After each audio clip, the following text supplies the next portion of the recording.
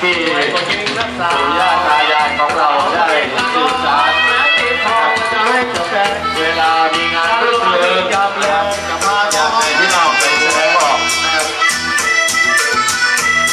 เป็นกุศโลบายของปู่ย่าตายายนะครับที่